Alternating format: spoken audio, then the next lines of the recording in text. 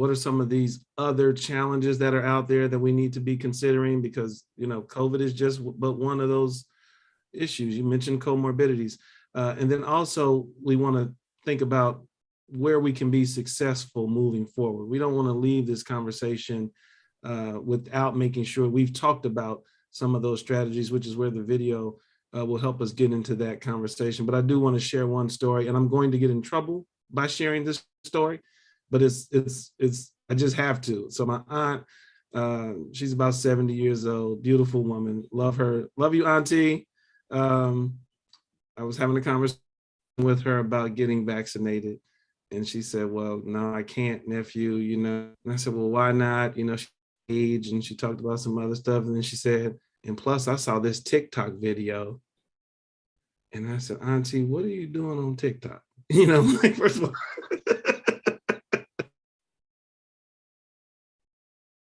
story,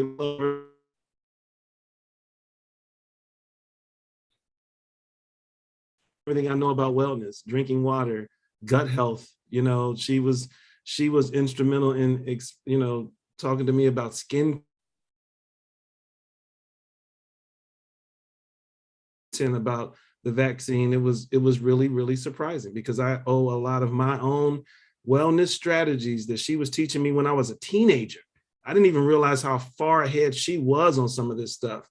It just speaks to the challenges. So here's what we're going to do next. Jorge's going to cue up a video for us that gives us a quick overview of the work that's being done in the MKE Black Grassroots Network for Health Equity. And then we're going to come back to our panelists for some wrap-up comments on where we're headed, some of these other strategies and the like. And then we're going to go to Q&A.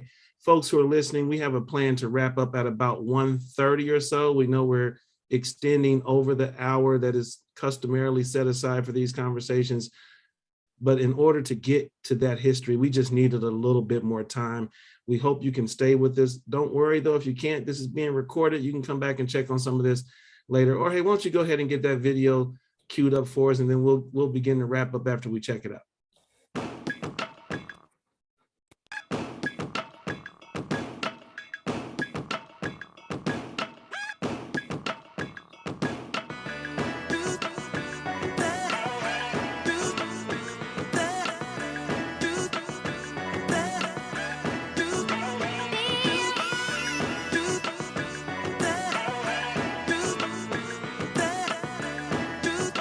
There's a lot of things that we have addressed. The pandemic really pushed all of that to the top. So the COVID pandemic has impacted me in my life as a mother, as a business owner, as just a Black woman trying to make it happen every day and keeping my business open and my child in school. I think I started out at the beginning of the pandemic talking with a variety of our teammates, and we were looking to do some work on the ground and to get some funding for the ground because we knew that the systems that should be in place and being effective in serving community were not. Health equity is about how our community or how our society is structured with opportunities so that everyone can lead a life and really experience their maximum and optimal health potential. Health equity means to me that we have achieved a society in which everyone, regardless of their social circumstances, their social group membership, can live to their absolute full, realize their fullest potential and thrive. It's my life's work. It's the whole reason why I do the work that I do. Opening Health Connections Incorporated specifically was to fill gaps in the ecosystem of healthcare delivery in Milwaukee. And so health equity and achieving healthcare access and equity is just at the base and at the core of every decision I make as far as business is concerned. So it's everything. I look at it as a way of treating people through humanity. When you begin to really treat people the way they should be in every aspect, whether it's economically, mentally, medically, every aspect of it, that brings equity, because when you treat people with humanity, you don't see the differences. You see them as one. important for moving things forward is to have a common agenda, to have a critical mass of people on the same page so we know where we're headed. And often we hear people call out for that. What's the agenda? What's the community's agenda? The community change agenda is a document formulated out of a conversation that we had as the MKE Black Grassroots Network to figure out what are the priorities for Black Milwaukee.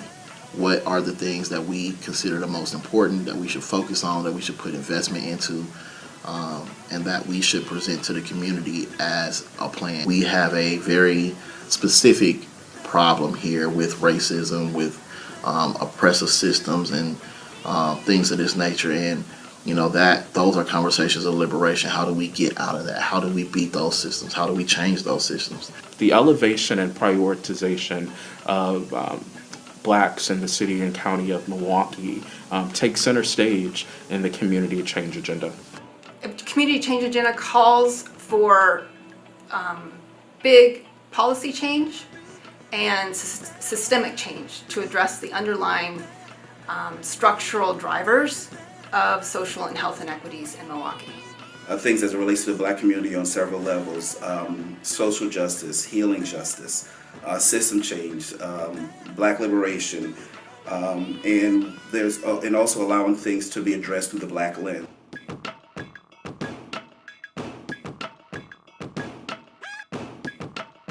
They see this as a priority, this is something that really engages their being, and then ask the questions, how can I plug into this agenda? How can I learn more about this agenda? Certainly coming out to our event and learning about it will create other opportunities. It is important for Black families and communities to embrace this change agenda because, one, again, we have to do something different than what we have been doing. It's important for the families and community of Milwaukee to embrace the community change agenda because it's the map by which we need to move forward. We must do this together. We must do this in a way where we use all of our talents together, and that when you come to the table, you understand, like, what are we looking for, what are we going, and so you can see it because it's already laid out so beautifully for you. We need to hear what you need in your community, what resources, what are the needs of your family and businesses in that community in order for us to thrive.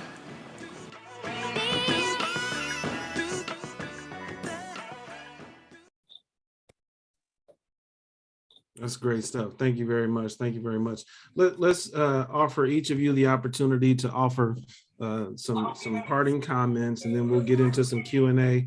For you folks who are joining us, you'll be able to submit your questions, and Jorge will send it over to us, and the panelists will respond accordingly. But as we wrap up, let's think about a two-pronged question. What are some of those other issues still out there? Some of those health-related concerns that we have to remain mindful about?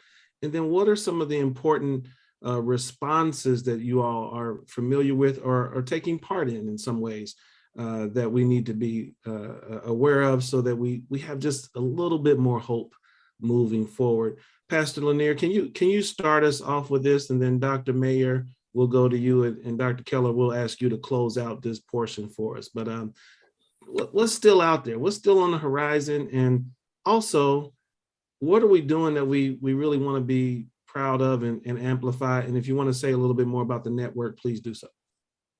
Yeah. On the what's still out there, the Right. list is long, tragically long. First of all, COVID's not gone. Erica Sinclair and many others would say it, but coronavirus is still here. It hasn't gone anywhere. Don't get lax, don't relax, despite the desire to do so. But other issues we're still dealing and have not fully addressed: lead poisoning, lead in the water. We are having a significant outbreak of violence. Challenges with our education system, as Samantha said, that's not explicit but implicitly connected to health issues. We still have maternal health issues in the city. We still have infant mortality issues. And so I'll stop there. It's not a short list. In the city that's the most segregated in the nation, it's actually predictable. I think what I'll talk about in terms of opportunities and hope is, as you saw the video of the Black Grassroots Health Network, and it's one of several efforts around the city. The thing about Milwaukee is rich in talent and potential and people doing great work, but it's so segmented and segregated. But if you pay attention, for example, this particular Black Grassroots Health, Black Equity Grassroots Health Network grew up it was from the ground up, but it was a connection of the ground, health, and fundraisers. So I was connected to it from Lisa Jones, who's the lead organizer from MICA. And Lisa Jones was having conversations with Dr. Lorraine Halinka-Malco, who's in the School of Public Health for UWM. And then also connected to Zilber, who ultimately provided the funding. And then I was part of this team with Jeff and Quentin, and later on Erica, that was doing this ground up, looking at the community, saying, we've got gaps. It doesn't appear there's anybody filling them. So from the ground, let us organize, let us mobilize.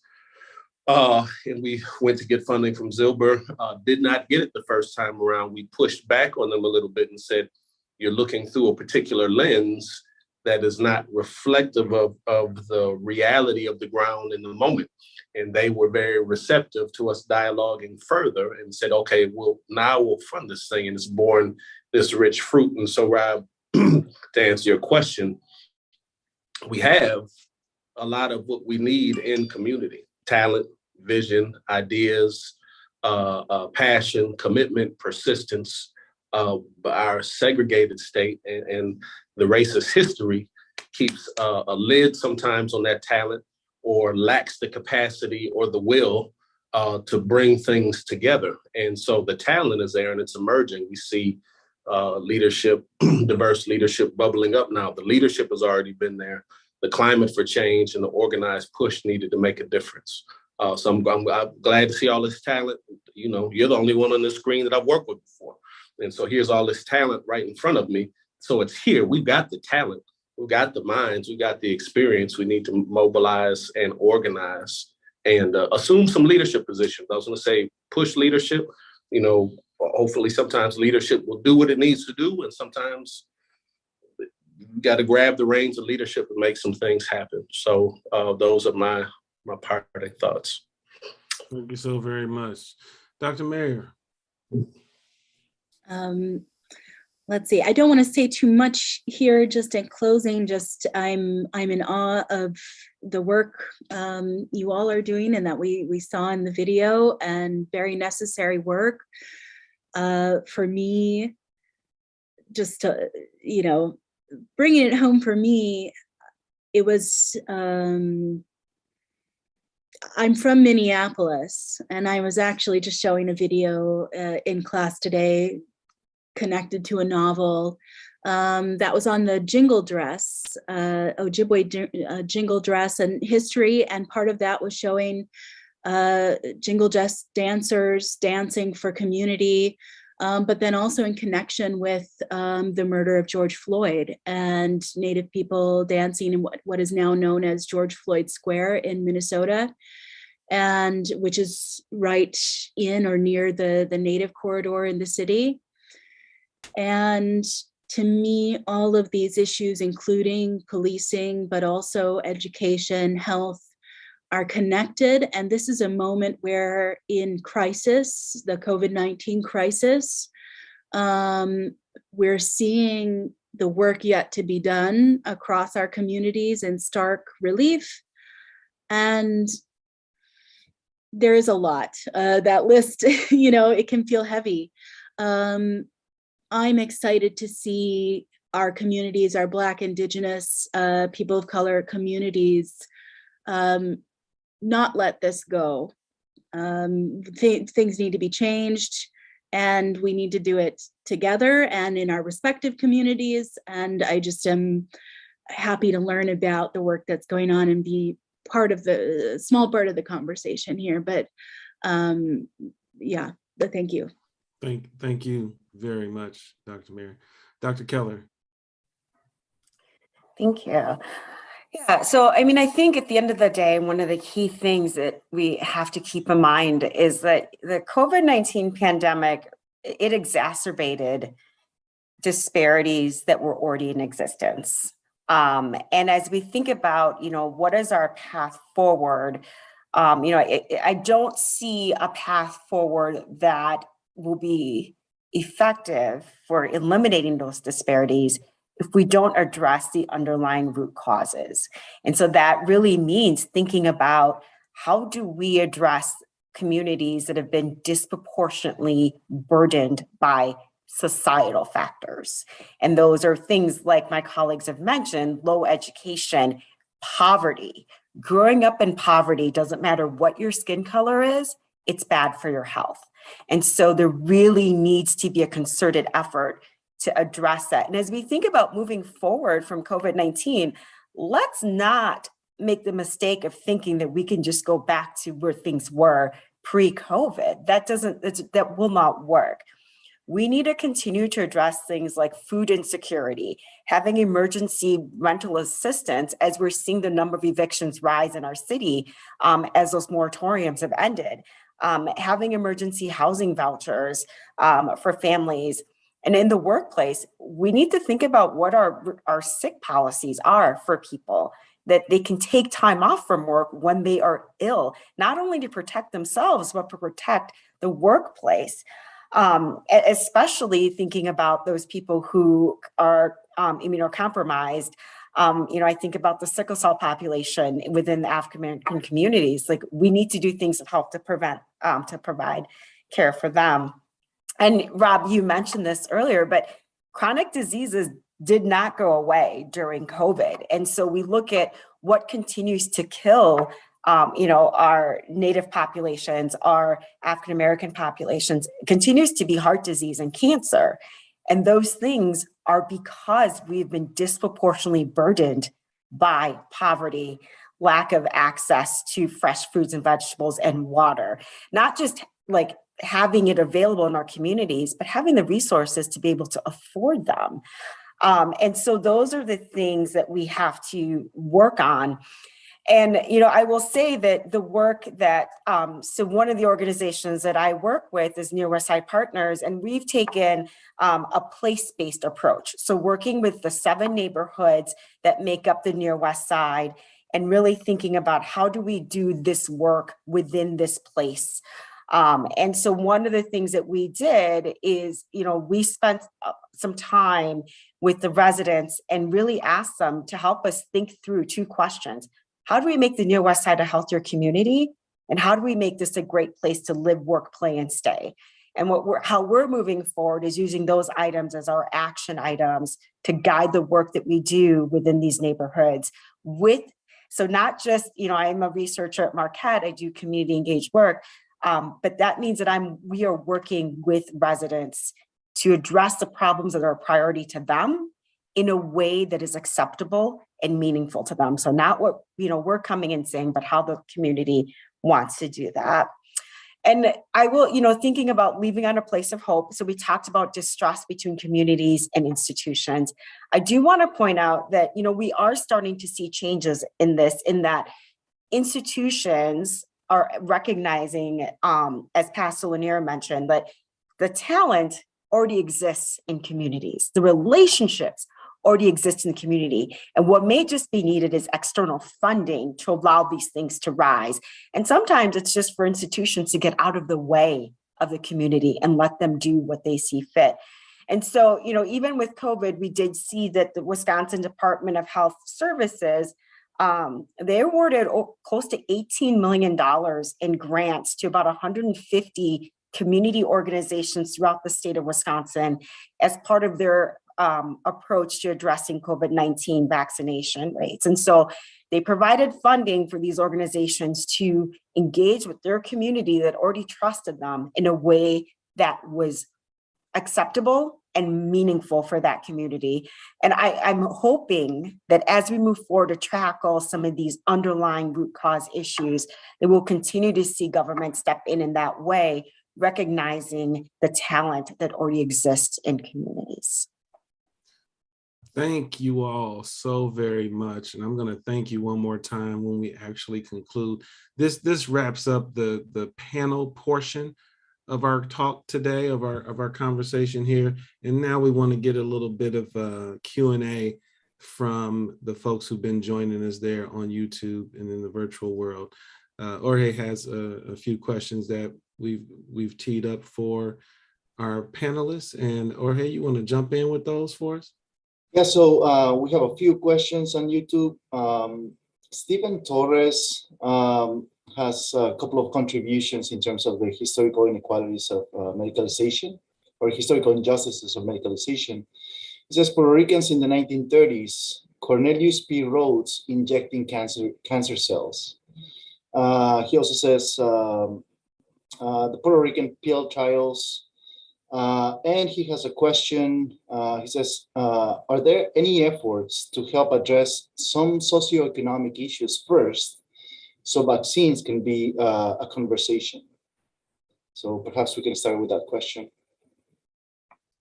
Anybody want to try to grapple with that one? I appreciate that question because I think it brings up a really important point when we think about we talk about access, and we often think about it in terms of, well, if we have vaccines available in a community, people will get vaccinated, but that misses the point that there's an opportunity cost for vaccination. So whether it's a time away from work, if you have, some people did experience some mild discomfort after being vaccinated that might have prevented them from being able to work or take care of their children. Those are opportunity costs. And so when we think about what does it mean to make vaccination accessible, we have to address all of those things. So as far as how we're addressing it, I know in some of the community organizations, there really has been thinking about, okay, how do we provide childcare so people can come, changing up the times, meeting people where they are, those things. I know some community organizations have given free meals out, so that if you come get your vaccine, you don't have to worry about cooking dinner tonight. Here is providing that meal. So those are some of the things that I've seen. And again, that comes from, I think, having an understanding of the community that you're working with and what their needs are. But I'll let my other colleagues comment as well.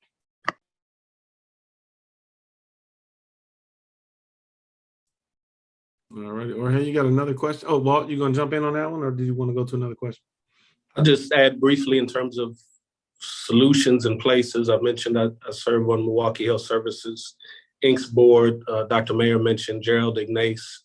And so if people are not familiar with the community health centers or the federally qualified health centers, I would really encourage you to become familiar with those spaces, because these are organizations that serve community, that are accustomed serving the community, that know their communities well, know and are charged with meeting communities where they are. They really provide a great service and are not always well known. So systemically, that's a great place to start. Look at your FQHCs. Again, Milwaukee Health Services, Ignace, 16th Street. There are others.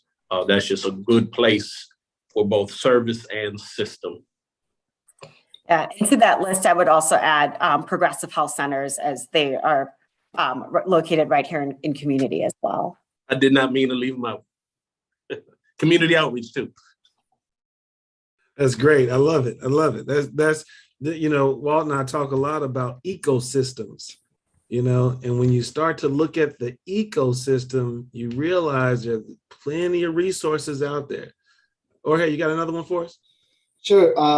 Benjamin Porter says, I'm curious to hear thoughts on what accountability and reparations would look like within the health sector to address these histories of inequalities and injustices. Ooh, what would it look like? Reparations in terms of health injustice. Go ahead, Walt. Yeah, real brief. I just saw it today. I was going to pop it in the chat. I think it was today. I just saw it today. Harvard has just allocated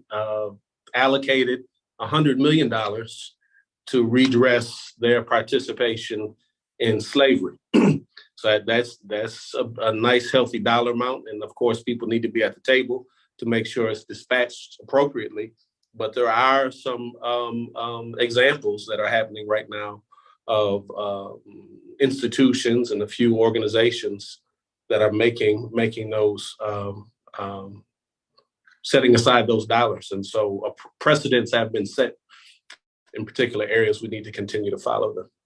You know, and although my response isn't reparations specific, this is really just, you know, basic citizenship rights with our gross and violent cuts to public education that then made it such that we couldn't afford to have nurses in the school or have any sort of medical support in the school. Imagine how useful having some sort of public health expertise in our schools would have been over the last couple of years, you know, just, and then of course, access to successful, no, not successful, access to effective mental health care. Oh, yeah.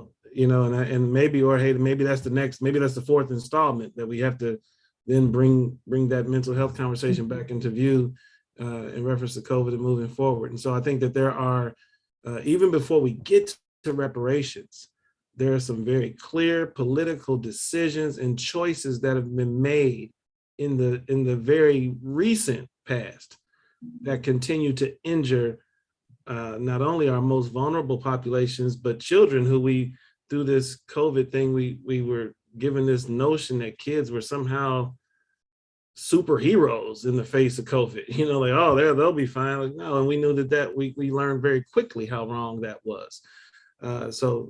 Even before we get to reparations, let's just make sure that we have some basic rights of citizenship addressing these issues. Others? I think, in addition to that, one of the things that I think those of us that are involved in training future clinicians that we work at is redefining health. And I think that, in our country, we tend to think about health as what happens within that very finite healthcare system. And so what would it look like if our nurses, our physician assistants, our nurse practitioners, our doctors was equally concerned about your access to food, the safety of your environment, access to high quality education, clean water, stable housing, if they were equally as concerned about that as they were about your blood pressure or your broken arm. And so I think if we can get to a place like that, then, and our European counterparts are doing it, right? They're investing a significant amount more in social services as they are in the healthcare system, and they're living longer than we are. So I think there's lessons to be learned about what does it mean to be healthy and what does it mean to produce health? Shall we move to another question?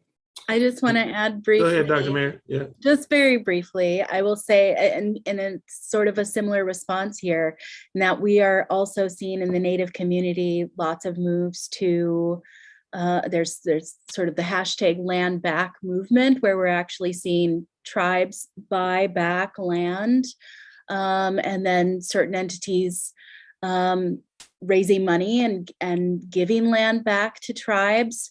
I think always my answer to this kind of thing. And it's interesting that we're in some ways answering about particular healthcare, but then also about these historical injustices.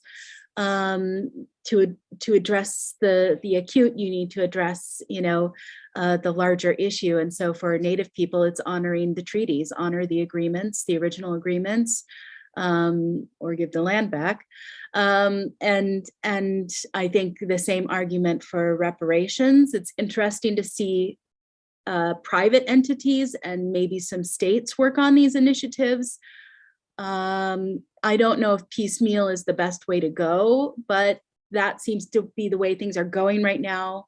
We'll see if we can address this more broadly.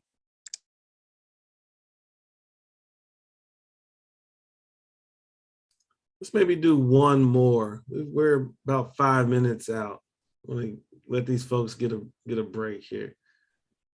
Um, we have John Smith has several questions actually, so perhaps I can read them all at once and we just address them in any order you want. So one of the questions is, how do you connect with white leaders who are good people, but their decisions about resources and strategies are harmful? His second question is, what strategies are the most effective towards improving health outcomes among Black, Indigenous, and people of color and other marginalized populations? And last question, can you talk about nursing shortage and what can be some in Milwaukee? What can be some in Milwaukee to increase the healthcare workforce? So those are some of John Smith's questions. We'll let each panelist take their turn at either of those that you feel like you can address.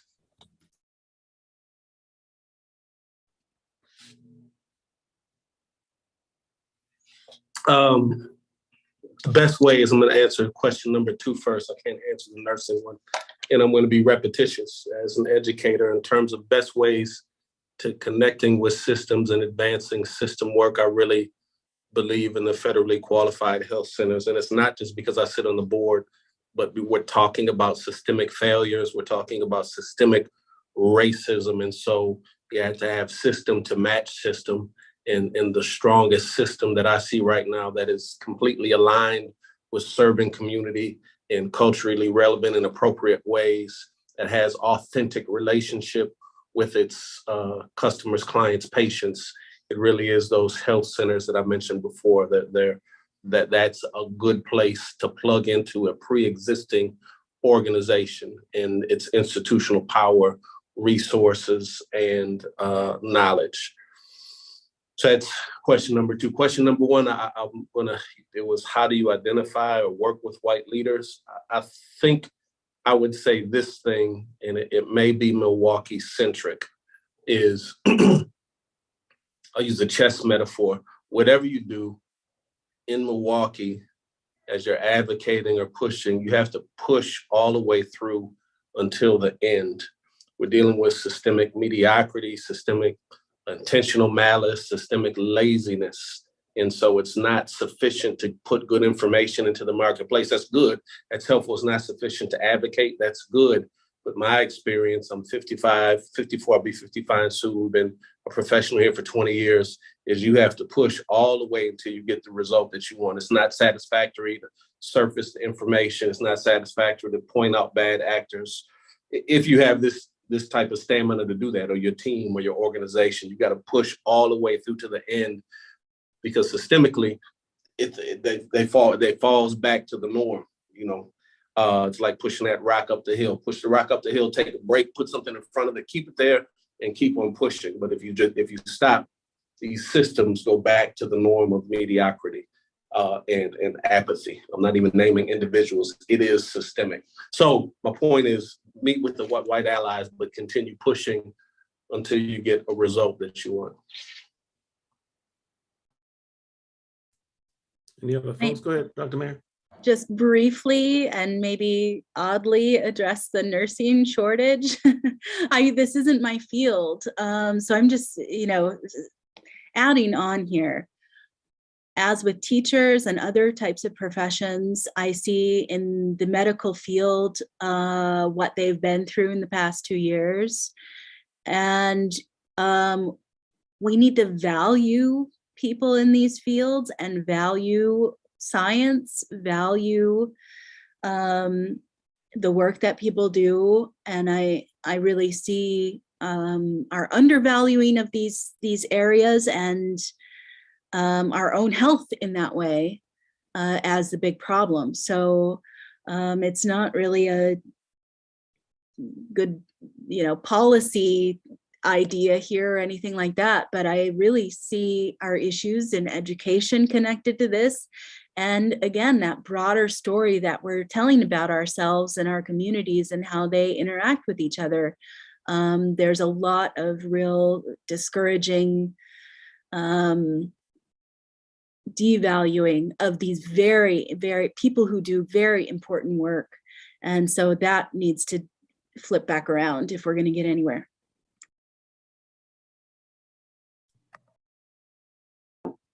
So I will just add on to the nursing shortage. And, I absolutely agree that, working in the College of Nursing with people who are still working at the bedside and the stories and supporting our students as they train in this profession.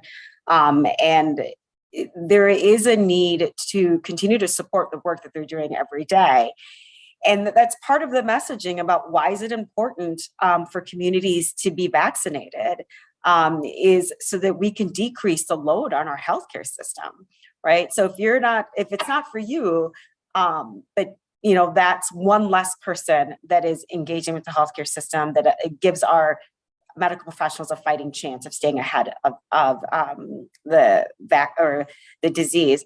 The other thing that I think is really important is to support K-12 education.